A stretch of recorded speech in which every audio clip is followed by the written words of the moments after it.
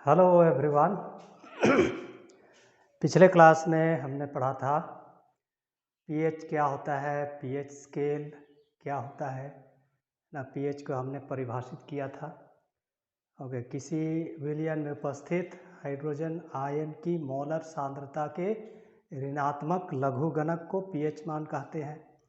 PH का परास 0 से लेकर 14 तक होता है। ठीक है। अम्लीय विलयन का पीएच मान होता है 0 से 6.9 अर्थात 7 से कम होता है। उदासीन विलयन का पीएच मान 7 होता है। क्षारकीय विलयन का पीएच मान 7.1 से 14 तक होता है। मतलब क्षारकीय विलयन का पीएच मान 7 से अधिक होता है। ओके, तो आज हम लोग पढ़ेंगे हमारे दैनिक जीवन में पीएच का क्या महत्व है। तो यहाँ पर एक लिस्ट है विभिन्न पदार्थों का पीएच मान। आश्रित जल, शुद्ध जल, डिस्टिल्ड वाटर का पीएच मान होता है 7। ठीक है, ये उदासीन होता है। मानव शरीर, क्योंकि हमारा शरीर में 70% है ना, करीब 70% क्या होता है, पानी होता है, और इसलिए हमारा शरीर का पीएच मान 7 से लेकर 7.8 के बीच होता है। ठीक है, इससे कम या ज़्यादा होने पर इसका विपरीत प्रभाव हमारे शरीर पर पड़ता है। Milk of magnesia, milk of magnesia होता है मैग्नीशियम हाइड्रोक्साइड। ठीक है, इसका पीएच मान 10 होता है। ठीक है, जब हमारा शरीर, हमारा पेट हाइड्रोक्लोरिक अम्ल स्रावित करता है, इसका पीएच मान 1 होता है। तो जब हमारे शरीर पेट के अम्ल का पीएच मान 1 से कम हो जाता है तो अम्लीयता बढ़ जाती है, जिससे हमको चक्कर आने लगता है, गैस का प्रॉब्लम होने लगता है। उस समय हम क्या करते हैं, मिल्क ऑफ मैग्नीशिया लेते हैं, जिसका वैल्यू है, पीएच मान है 10। तो क्या करता है, ये पीएच मान को बढ़ा देता है ना, पीएच मान को बढ़ा देता है, जिससे हमारा एसिडिटी ठीक हो जाता है। नींबू का रस, ठीक है, नींबू, प्योर नींबू का रस का पीएच मान 2 होता है, मतलब ये अम्लीय होता है।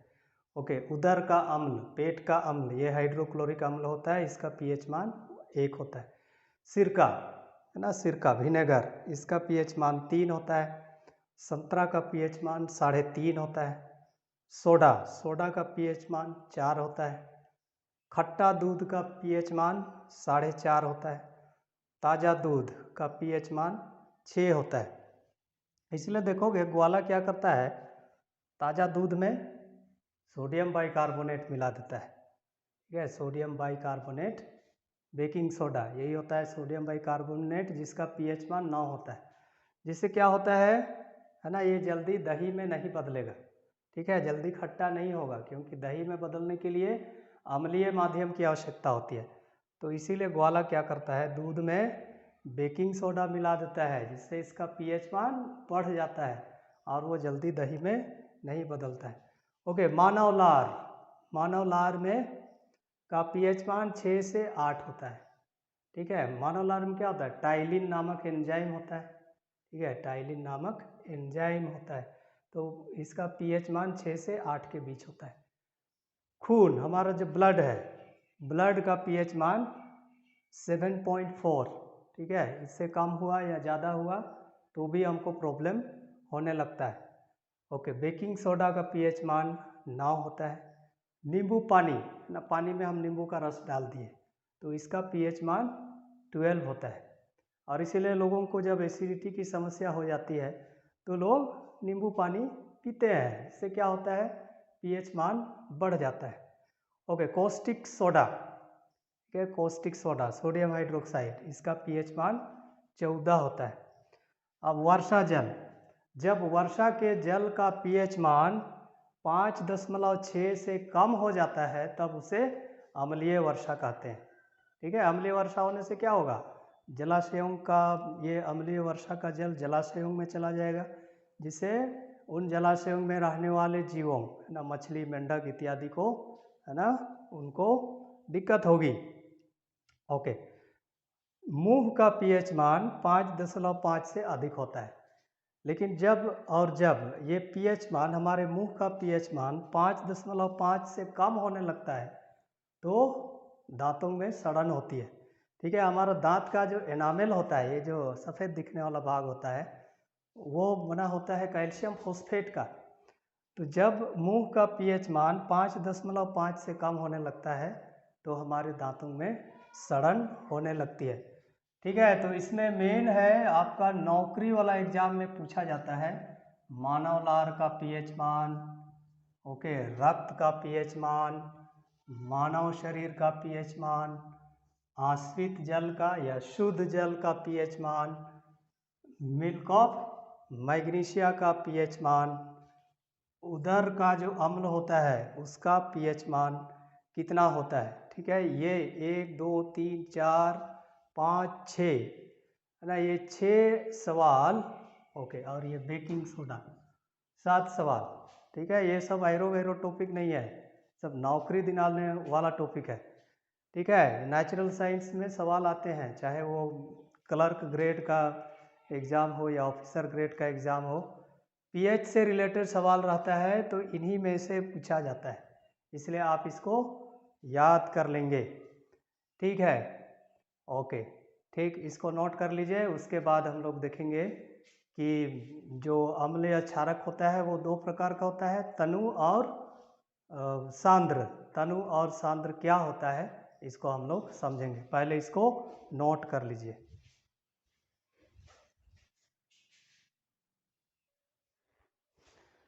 ठीक है, हमारा अगला टॉपिक है तनुकरण या डाइल्यूशन। तो जब जल में अम्ल या क्षारक मिलाते हैं तो क्या होता है, प्रति इकाई आयतन में हाइड्रोजन या हाइड्रोक्सिल आयन की संख्या में कमी हो जाती है।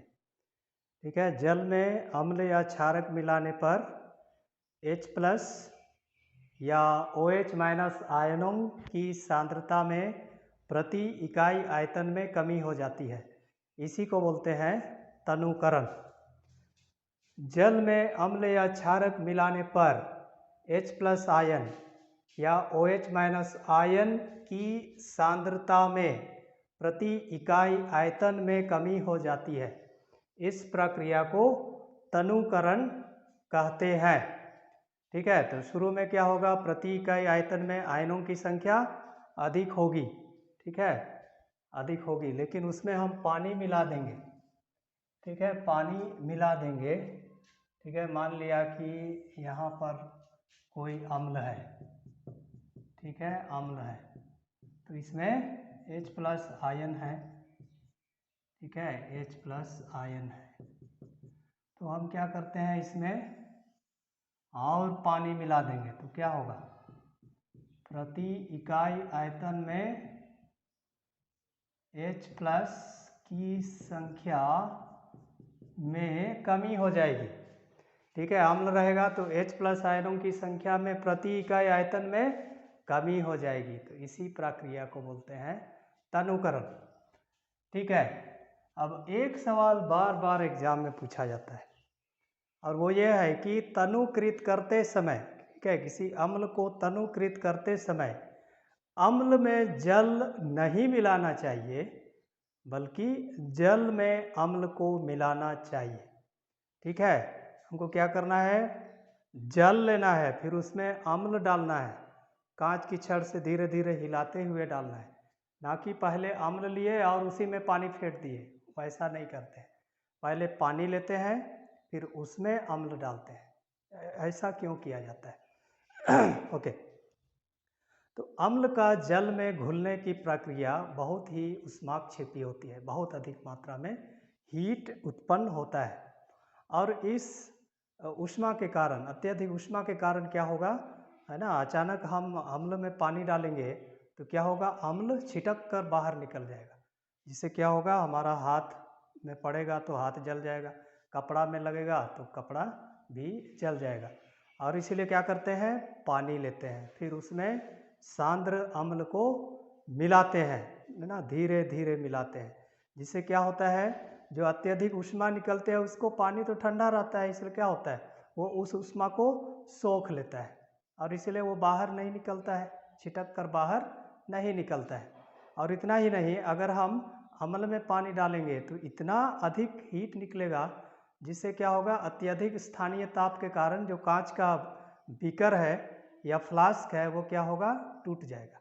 और इसीलिए अनावश्यक दुर्घटना से बचने के लिए तनुकृत करते समय जल में अम्ल को मिलाया जाता है, ना कि अम्ल में जल को। ठीक है, इसी सवाल को यहाँ लिख दिया हूँ। तनुकृत करते समय जल में अम्ल मिलाना चाहिए, ना कि अम्ल में जल। क्यों? ओके, अम्ल का जल में घुलने की प्रक्रिया अत्यंत ऊष्माक्षेपी होती है। यदि अम्ल में जल डाला जाए तो उत्पन्न हुई अत्यधिक ऊष्मा के कारण अम्ल छिटक कर बाहर निकल सकती है, जिससे हमारे हाथ एवं कपड़े जल सकते हैं। इतना ही नहीं, अत्यधिक स्थानीय ताप के कारण कांच के पात्र भी टूट सकते हैं।